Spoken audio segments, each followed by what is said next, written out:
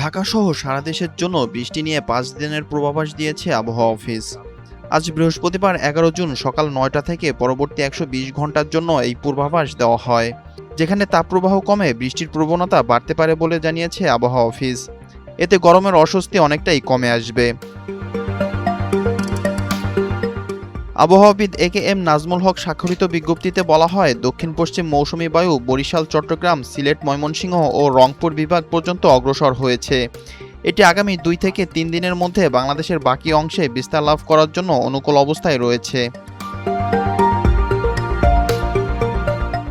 বৃহস্পতিবার ১১ জুন সকাল ৯টা থেকে পরবর্তী ২৪ ঘন্টার পূর্বাভাসে বলা হয়, রংপুর, রাজশাহী, ময়মনসিংহ, ঢাকা, চট্টগ্রাম ও সিলেট বিভাগের অনেক জায়গায় এবং খুলনা ও বরিশাল বিভাগের কিছু কিছু জায়গায় অস্থায়ীভাবে দমকা হাওয়া ও বিদ্যুৎ চমকানো সহ হালকা থেকে মাঝারি ধরনের বৃষ্টি অথবা বজ্রসহ বৃষ্টি হতে পারে। সেই সঙ্গে সারা দেশের কোথাও কোথাও মাঝারি ধরনের ভারী থেকে ভারী বর্ষণ হতে পারে। সারা দেশে দিনের তাপমাত্রা প্রায় অপরিবর্তিত থাকতে পারে এবং রাতের তাপমাত্রা সামান্য বাড়তে পারে।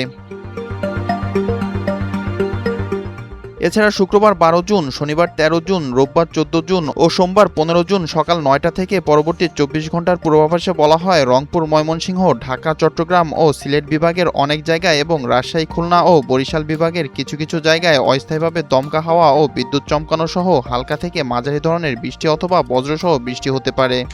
সেই সঙ্গে সারা দেশের কোথাও কোথাও মাঝারি ধরনের ভারী থেকে ভারী বর্ষণ হতে পারে। সারা দেশে দিনের তাপমাত্রা সামান্য বাড়তে পারে এবং রাতের তাপমাত্রা প্রায় অপরিবর্তিত থাকতে পারে। বর্ধিত ৫ দিনের পূর্বাভাসে বলা হয়, বৃষ্টিপাতের প্রবণতা বাড়তে পারে।